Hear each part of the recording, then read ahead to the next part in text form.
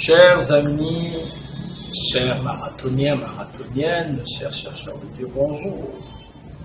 Voici rendu au 31e dimanche du temps A. L'Église nous propose de faire mémoire de Sainte Sylvie, mère du pape Grégoire le Grand.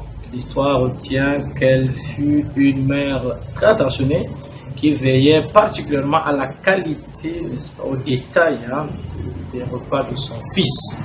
Et cela lui a valu d'entrer au panthéon de ceux qui se sont laissés prendre par la vie de Dieu.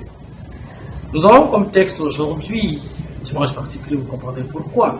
Malachie 1, 14 jusqu'au chapitre 2, versets 1 à 2, puis 8 à 10. Le psaume 130, la deuxième de Paul aux Thessaloniciens, chapitre 2, les versets 7 à 9, puis le verset 13. Et l'évangile de Matthieu, chapitre 22, les versets 1 à 12. Dieu en procès contre les prêtres. Dieu en procès contre les pasteurs. Dieu en procès contre les leaders religieux. Qu'est-ce qui se passe?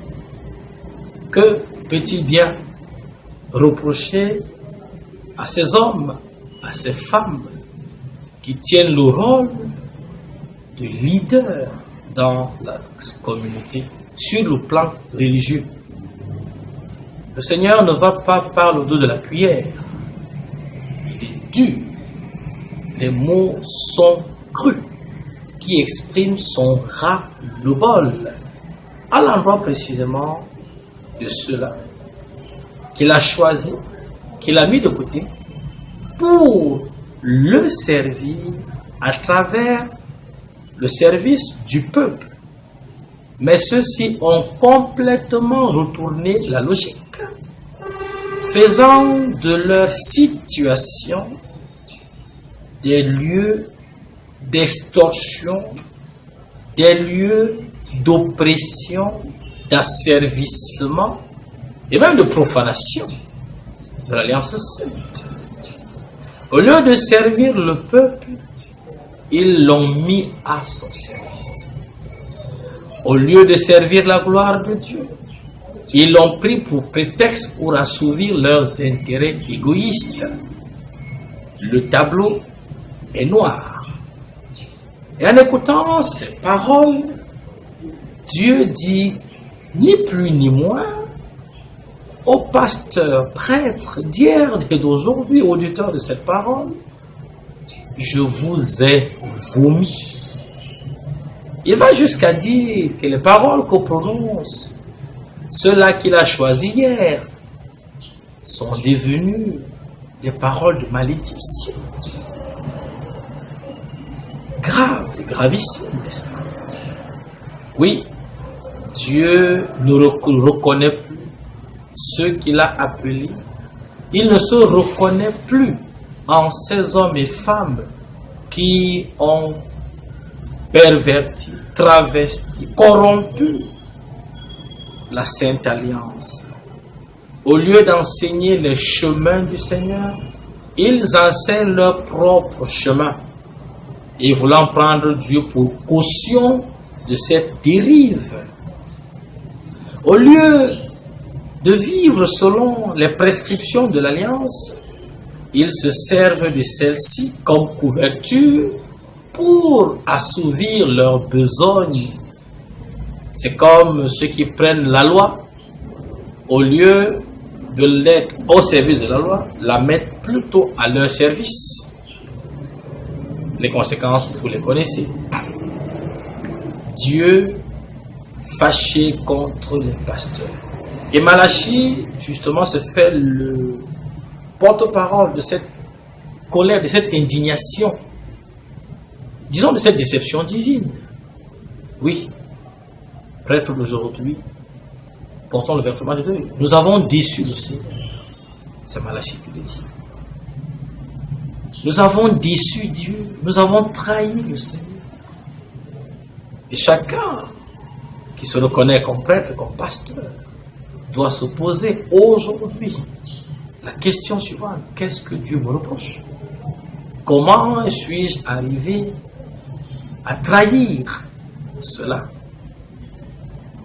Le psalmiste, s'il nous invite à une certaine conscience, ce n'est pas pour que la chose soit oubliée. Paul va aller en se présentant comme le modèle à suivre. La communauté ou les communautés de moins en moins manquent de modèles. Et Dieu seul sait qu'on en a besoin. Voilà un des reproches que le Seigneur fait aux leaders. Vous n'êtes plus des modèles. Et dans l'évangile, Jésus enfonce le clou. De manière frontale, il affronte les scribes, les pharisiens et docteurs de la loi, pour décrier ni plus ni moins leur hypocrisie qui a atteint des proportions alarmantes. Non seulement eux-mêmes s'éloignent du royaume des cieux, ils entraînent avec eux ceux qui ne sont mal renseignés et mal informés. Ils sont coupables de double faute, ce qui n'est pas sans conséquence. Oui, comme disait Jésus, je vous vomis, vous prêtres, vous pasteurs d'aujourd'hui, parce que vous n'êtes plus des prêtres et des pasteurs selon mon cœur. Vous êtes devenus des prêtres et des pasteurs selon le cœur de, du moins, la majorité. Ce n'est pas tous qui sont dans cette situation. Et pour mieux comprendre, si l'on convoque l'évangile de Jean, où Jésus fait le distinguo entre le bon pasteur et le mauvais pasteur, on a quelques pistes. Quels sont les reproches aux pasteurs d'aujourd'hui et aux prêtres? Expression consacrée, il y en a qui sont plus bons pasteurs que bons pasteurs.